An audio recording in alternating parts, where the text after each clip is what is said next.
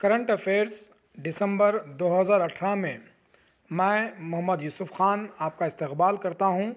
इस वीडियो में हम माह दिसंबर की अहम शख्सियतों का मुताला करेंगे।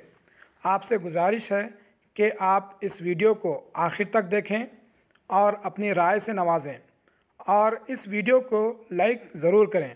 आइए शुरुआत करते हैं। इस महीने की पहली शख्सियत जिसको मैंने मुंतखब किया है वो हैं वेदांगी कुलकर्णी।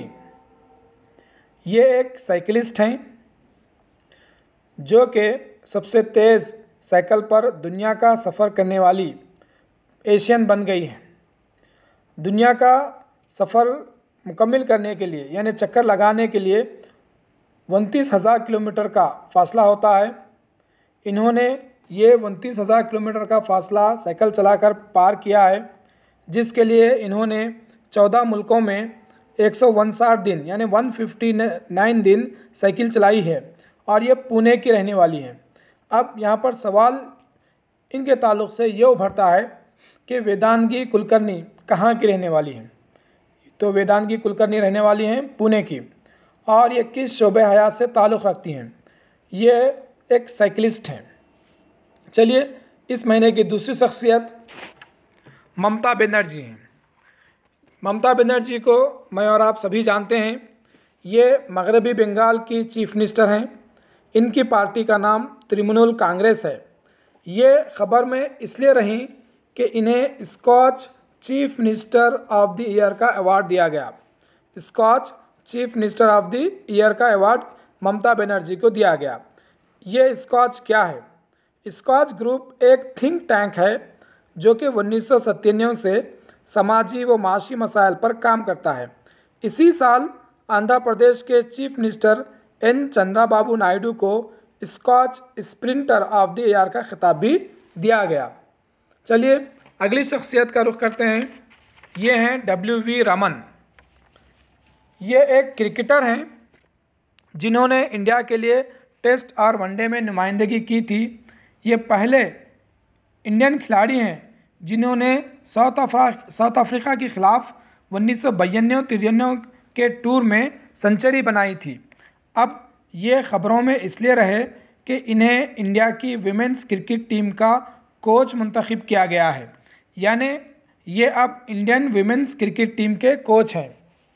अगली शख्सियत हैं पंडित अरुण भदौरी। पंडित अरुण भदौरी जिनका हाल ही में इंतकाल हुआ। 17 दिसंबर 2018 को पंडित अरुण भदौरी का इंतकाल हुआ। ये मगरबी बंगाल के रहने वाले थे। ये तवील अलालत के बाद इंतकाल कर गए।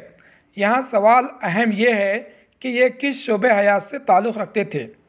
तो ये दरअसल एक क्लासिकल सिंगर थे। अगली शख्सियत हैं कैटरीना ग्रे। कैटरीना ग्रे ये फ़िलिपाइन की शहरी हैं जो मिस यूनिवर्स 2018 मुंतखब हुई हैं और इस साल मिस यूनिवर्स का मुकाबला थाईलैंड में मुनक़िद हुआ। यहाँ पर इस ताल्लुक़ से 3 अहम सवालात बनते हैं। Miss World, Miss Universe, Miss Earth, ये तमाम के तमाम इम्तिहानात में मुतवक्किल सवालात में से हो सकते हैं। मिस यूनिवर्स के ताल्लुक़ से यहाँ पर 3 सवाल बनते हैं। पहला सवाल कि मिस यूनिवर्स 2018 कौन है? वो तो कैटरीना ग्रे हैं।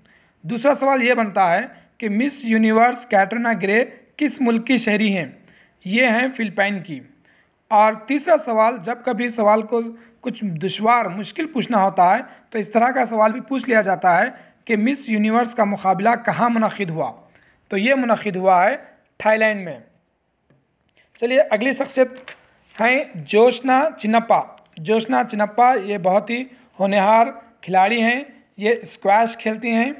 जोशना चिन्नप्पा ने national squash women's single title जीता है। ये टूर्नामेंट कहाँ मुनक़िद हुआ? ये टूर्नामेंट मुनक़िद हुआ है नोएडा में। अगली शख्सियत हैं PV सिंधु। ये भी एक होनहार बैडमिंटन खिलाड़ी हैं। 2016 रियो ओलंपिक्स की सिल्वर मेडलिस्ट हैं। इन्होंने BWF वर्ल्ड टूर टाइटल जीतकर तारीख़ रकम की है। BWF world tour title PV Sindhu ने जीता है। ये पहली इंडियन खिलाड़ी हैं जिन्होंने ये टाइटल जीता है। इस महीने की अगली शख्सियत हैं हर्षवर्धन श्रिंगला। हर्षवर्धन श्रिंगला को इंडिया की तरफ से अमेरिका का सफ़ीर बनाया गया है, यानी ये अब अमेरिका में भारत के सफ़ीर होंगे। अगली शख्सियत हैं माधवी दीवान। यूनियन गवर्नमेंट ने माधवी गोराडिया दीवान को एडिशनल सॉलिसिटर जनरल मुकर्रर किया है। माधवी दीवान अब एडिशनल सॉलिसिटर जनरल होंगे। अगली शख्सियत हैं बीपी सिंह यानी Bachindra Pal Singh. Ministry of information and broadcasting ने बचिंद्र पाल सिंह को FTII का चेयरमैन और सदर मुंतखब किया है, यानी ये अब FTII के सदर और चेयरमैन हैं। हाल ही में अनुपम खेर ने इस ओहदे से इस्तीफ़ा दिया था। अब ये FTII का फुल फॉर्म क्या है? इसका फुल फॉर्म है film and television institute of India. इसका सदर मुकाम कहाँ है? इसका सदर मुकाम है पुणे। अगली शख्सियत हैं सुनील अरोरा। ये नए चीफ इलेक्शन कमिश्नर हैं। प्रेसिडेंट रामनाथ कोविंद ने सुनील अरोरा को चीफ इलेक्शन कमिश्नर के तौर पर तकर्रुर किया है। इससे पहले OP Rawat chief election commissioner थे। इलेक्शन कमीशन के ताल्लुक़ से दो अहम बातें याद रखनी ज़रूरी हैं। पहली ये कि इलेक्शन कमीशन ऑफ इंडिया एक दस्तूरी ढांचा है जो कि आर्टिकल 324 के तहत आता है। दूसरी अहम बात कि चीफ इलेक्शन कमिश्नर की मियाद जो होती है 6 साल या 65 साल, जो पहले आ गया वो उसकी मियाद होती है, और चीफ इलेक्शन कमिश्नर का तकर्रुर करते हैं सदर जमहूरिया। अगली शख्सियतें हैं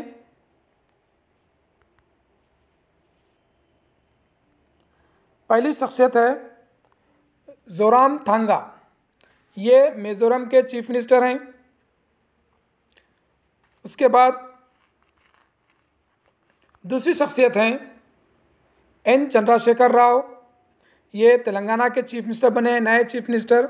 अच्छा, जोरामथांगा जो हैं वो मिज़ो नेशनल फ्रंट के पार्टी से ताल्लुक़ रखते हैं और N चंद्रशेखर राव TRS से ताल्लुक़ रखते हैं। इसके अलावा 3 और नए चीफ मिनिस्टर बने हैं, तीनों के 3 कांग्रेस के हैं। एक हैं अशोक गहलोत जो कि राजस्थान के चीफ मिनिस्टर हैं, दूसरे हैं कमलनाथ जो कि मध्य प्रदेश के चीफ मिनिस्टर बने हैं, और तीसरे हैं भूपेश बाघेल, ये छत्तीसगढ़ के चीफ मिनिस्टर हैं।